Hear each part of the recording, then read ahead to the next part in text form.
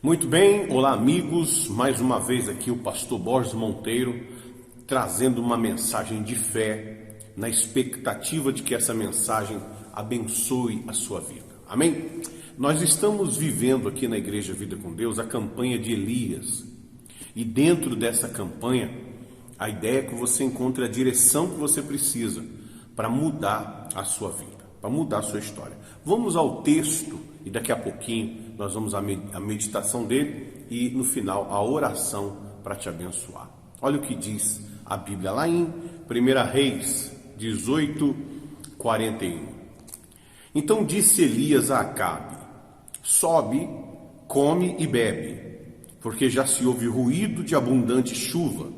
Subiu Acabe a comer e a beber. Elias, porém, subiu ao cimo do Carmelo e, encurvado para a terra, meteu o rosto entre os joelhos e disse ao seu moço: sobe e olha para o lado do mar. Ele subiu, olhou e disse: não há nada. Então lhe disse Elias: volta. E assim por 7 vezes. A sétima vez disse: eis que se levanta do mar uma nuvem pequena, como a palma da mão do homem. Então disse ele: sobe e dize a Acabe: aparelha o teu carro e desce, para que a chuva não te detém. Dentro em pouco os céus se enegreceram e com nuvens e vento, e caiu grande chuva. Amém? Bom, o que acontece aqui? O que você precisa entender nessa palavra? Você tem que entender o seguinte: quando Elias falou para o rei Acabe que ia chover, o céu estava azul. Já há mais de 3 anos não chovia, não tinha uma única nuvem no céu. E ele disse para o rei: vai lá, come, bebe. E o rei foi lá, comeu, bebeu. Enquanto isso ele subiu no monte para orar. E olha que interessante, aí subiu ele e o obreiro dele. E ele disse, começou a orar, colocou o rosto no chão lá entre os joelhos, começou a orar e disse pro moço dele, pro obreiro dele: vai lá e olha em direção do mar. E quando o obreiro olhava em direção do mar, ele voltava para trazer o relatório e ele dizia: não tem nada. E aí vai lá de novo, e aí o rapaz ia de novo e ele voltava dizendo: não tem nada. Sempre com essa palavra. Você está orando e não está acontecendo? Nada. Nada.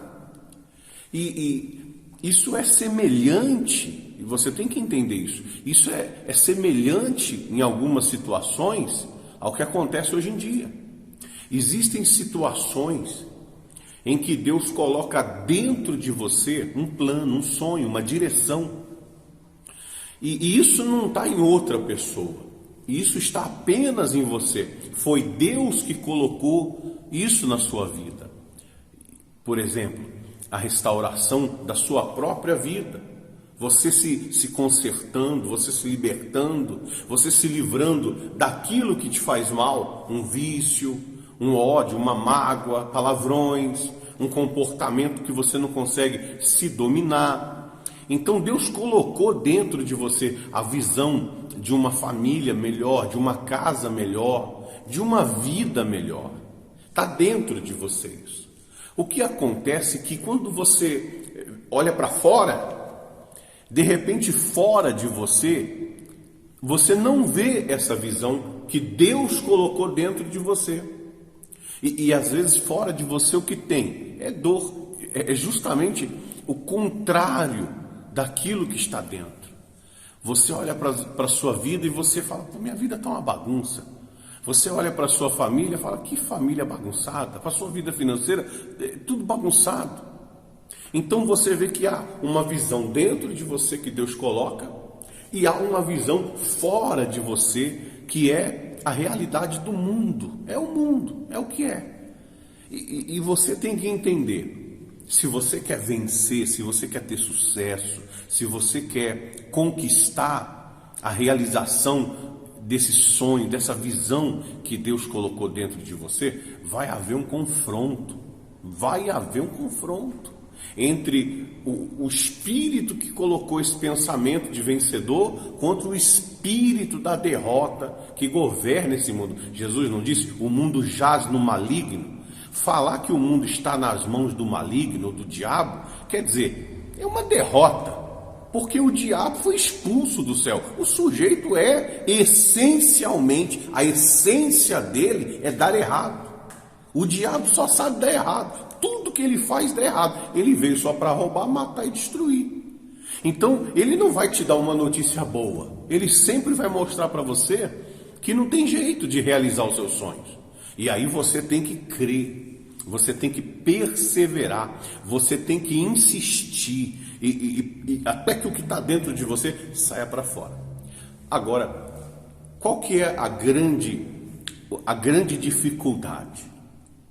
É o que está dentro de você. O que é que está, ou qual é o espírito que habita na sua vida? Você já parou para pensar nisso? Qual é o espírito que te inspira, que te dá direção? Porque eu não sei se você já parou para pensar que as coisas naturais vieram das coisas espirituais. As coisas espirituais são mais fortes do que as carnais. Por exemplo, Deus é espírito. Do espírito que não é visível, através de Deus veio a criação. Ele criou o visível, o invisível criou o visível. O espiritual criou o material. Ele disse: haja luz, e lá em Gênesis tem lá, haja separação das águas, e etc, etc. Então veio do espiritual. O espiritual criou a luz. Não foi o homem que criou a luz. Não foi o homem que criou a paz. Não foi o homem que criou a natureza, o alimento.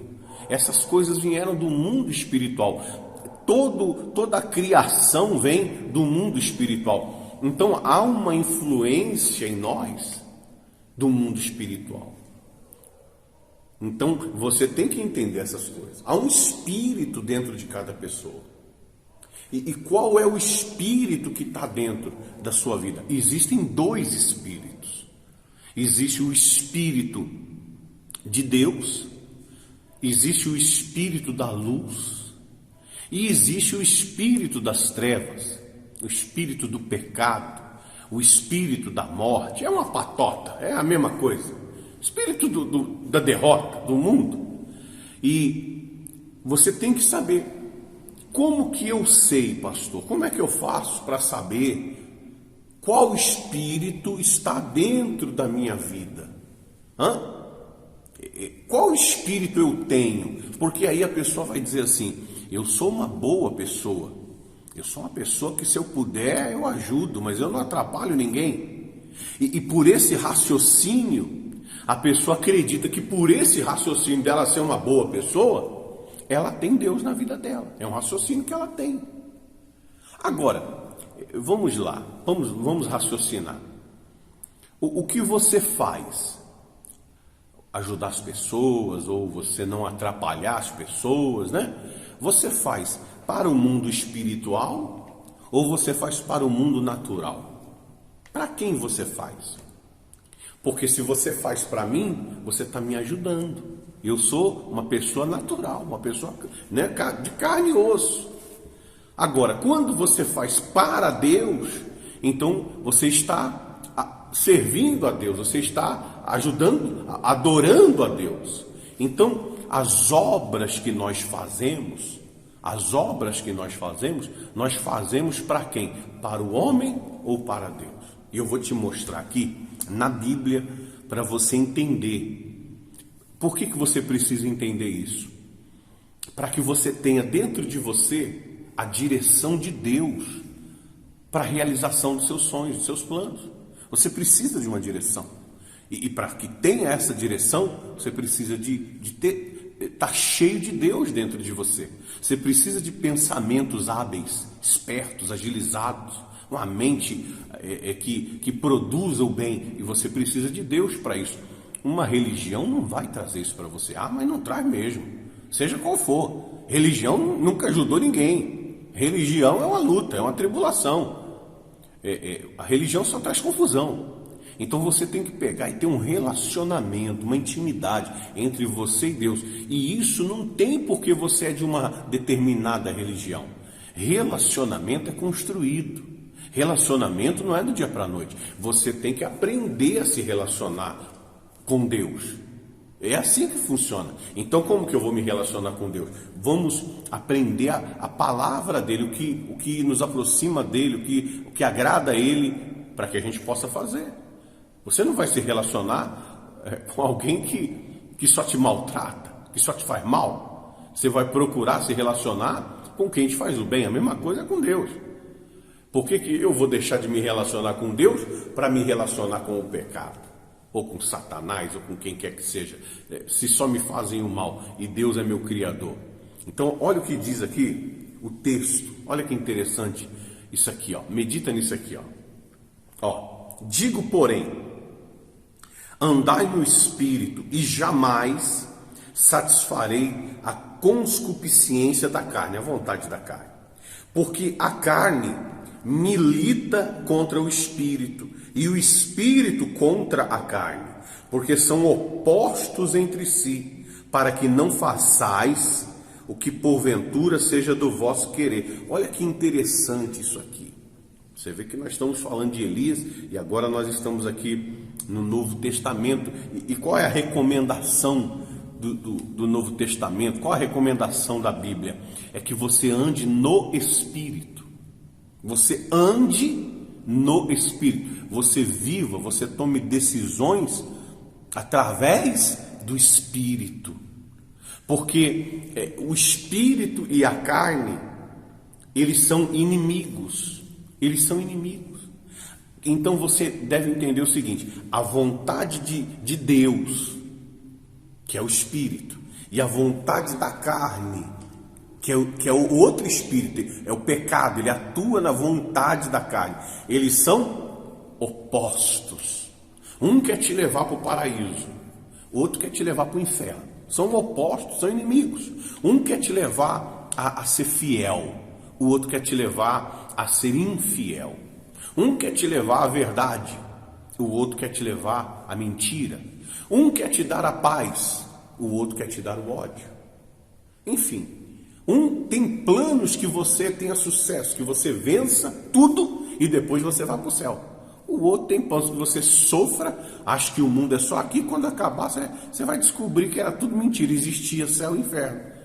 Desde que o mundo existe, estão pregando isso, afinal de contas, né? Então, não é uma coisa que surgiu agora. O Evangelho, a Palavra de Deus não nasceu agora. Isso aqui é um livro que existe muito antigo. Desde que o mundo é mundo, tem a Palavra de Deus. Ela só foi passada para o papel. Mas a Palavra de Deus está aí desde a criação, você vê nisso. Então, meu amigo, minha amiga, olha aqui o que diz aqui. Isso aqui é muito interessante, olha só. Eles são opostos entre si, para que não façais o que porventura seja do vosso querer. Ora, o Espírito, ou os Espíritos, e eles não querem que você faça o que é do seu querer. O espírito do mal quer que você faça o que ele quer. E o Espírito de Deus quer que você também faça o que ele quer. Porque Deus quer o melhor para você. Então ele quer que você faça o que ele quer. Um pai geralmente quer isso para o filho. Até o filho aprender a tomar suas decisões e receber uma confiança. Mas o pai quer que o filho obedeça. Para o bem dele. O mal também quer que a pessoa obedeça, para que a pessoa sofra. Então, a Bíblia diz assim: ora, se sois guiados pelo Espírito, quando fala em Espírito aqui, com letra maiúscula, refere-se ao Espírito de Deus. Se sois guiados pelo Espírito, não estáis sob a lei. Ora, as obras da carne são conhecidas e são as obras de quem de quem não tem Deus, de que vive só pela carne, pelo espírito do pecado, são conhecidas. E olha só como que elas são.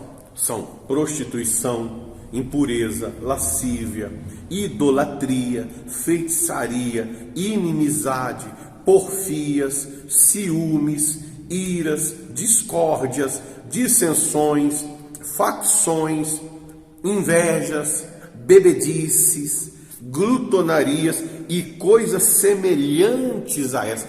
Não quer dizer que a Bíblia vai colocar tudo que você pode ou que você não pode fazer. Coisa semelhante, coisa que te faz mal, coisa que te prejudica. Aí diz assim, ó, a respeito das quais vos declaro, como outrora já vos preveni, que não herdarão o reino de Deus os que tais coisas praticam. Então você vê que esse tipo de coisa, quem pratica isso, a Bíblia diz, não vai herdar, não vai para o céu. Não vai para o céu. Porque são coisas do espírito do mundo, do espírito do diabo. Quem faz isso aqui tem a vida guiada por um espírito de destruição. Todas essas coisas aqui causam destruição. Eu não estou dizendo se você pode ou não pode fazer, porque isso é uma decisão sua. Não sou eu que vou dar conta da sua decisão. Você vai dar conta da sua decisão, não eu. Eu vou dar conta das minhas decisões. Então, o que a Bíblia diz? Que quem pratica essas coisas não vão herdar o reino dos céus. Então você entende o seguinte: imagine a pessoa que tem esse espírito aqui dentro dela, imagine que todas as decisões que ela toma são causadoras de sofrimento. Todas as decisões que essa pessoa toma só trazem para ela a dor. Poxa, o que é que de bom traz a prostituição? O que é que de bom traz a bebedice, a glutonaria, a porfia, o ciúme, a inveja? E coisa semelhante a essa. Então, a pessoa tem isso dentro dela, parte de dentro dela. Ela toma decisões para errar. E aí ela faz as coisas erradas, porque tem o espírito do erro, o espírito que não é o de Deus dentro dela. Então, olha o que faz o outro espírito. Daqui a pouco eu vou voltar lá com Elias para a gente terminar. Mas o fruto do espírito isso aqui é o de Deus agora, ó: amor, alegria, paz, benignidade, longanimidade, bondade, fidelidade, mansidão, domínio próprio. Contra essas coisas não há lei. E os que são de Cristo Jesus já crucificaram a carne com suas paixões e concupiscências. Se vivemos no Espírito, andemos também no Espírito, e não nos deixemos possuir de vanglória, provocando uns aos outros e tendo invejas uns dos outros. Então, a pessoa que tem o Espírito de Deus na vida dela, ela tem outro sentimento: amor, paz, longanimidade, mansidão, domínio próprio. A pessoa consegue se dominar. Contra essas coisas não há lei. Isso aqui é domínio, é a direção de Deus. Então, quando nós voltamos lá para o livro de Elias, lembra da oração que ele fez? 7 orações, até que acontecesse na vida dele, viesse para fora o que estava dentro dele, porque o que estava dentro dele era guiado pelo Espírito Santo. Mas quantas pessoas não têm o Espírito Santo dentro delas? E aí a direção que vem de dentro dela é sempre errada, é sempre um ódio, é sempre uma raiva, é sempre uma vingança, é sempre você vai ver, você me paga. Quer dizer, é sempre o mal. E aí a pessoa toma decisões erradas em tudo que ela faz.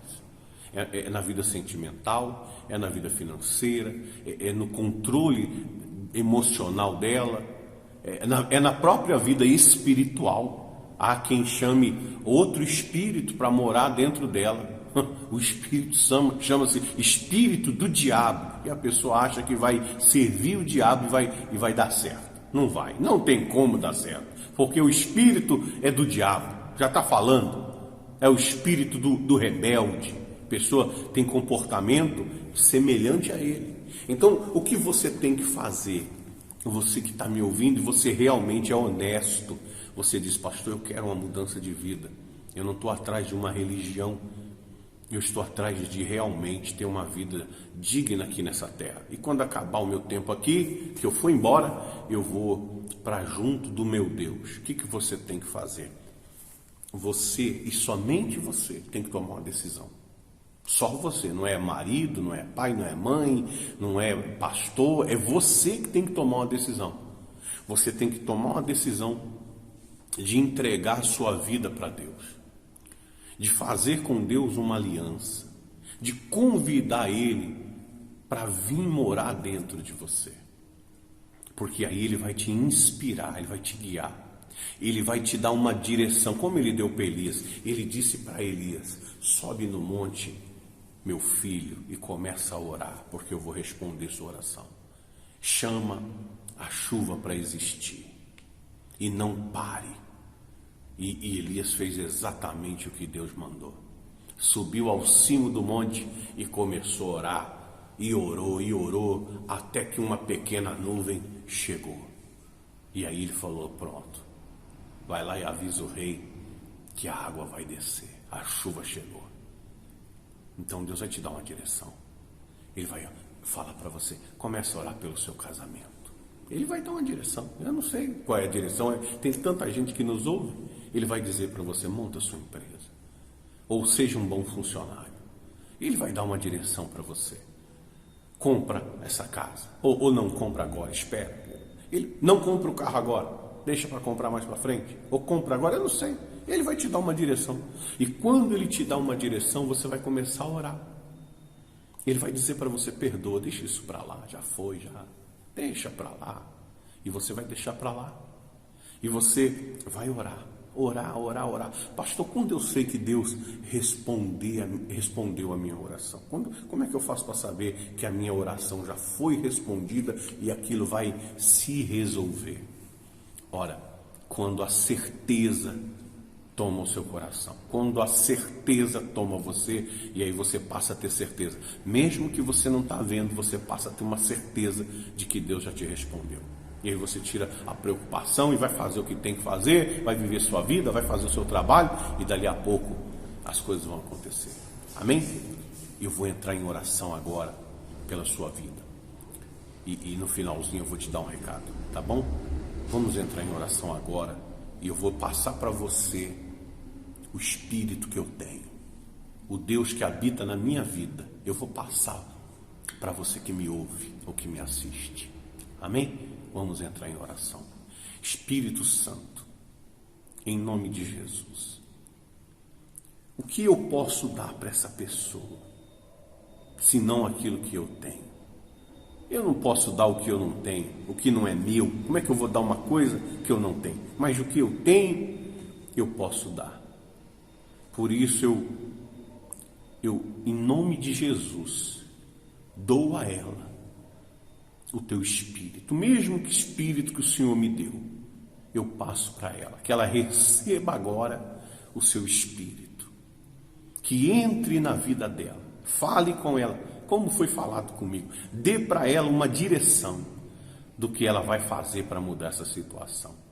E aproveitando, meu Pai, se tiver nela outro espírito, e ela estiver sendo honesta nessa oração, arranca o outro espírito que está nela, ele seja arrancado dela, e a prova que ele vai ser arrancado dela é que vai sair a dor de cabeça, vai sair a dor que ela está no corpo, vai sair a tristeza, vai sair esse sofrimento que está nela. Esse é o sinal de que o Senhor entrou nela e arrancou dela outro espírito que estava nela, e a partir de agora ela receba paz, ela receba a tua presença e uma direção para mudar a vida dela. Em nome de Jesus. Amém. Amém e graças a Deus. Amém? Bom, eu vou ficando por aqui, mas eu quero que você entenda.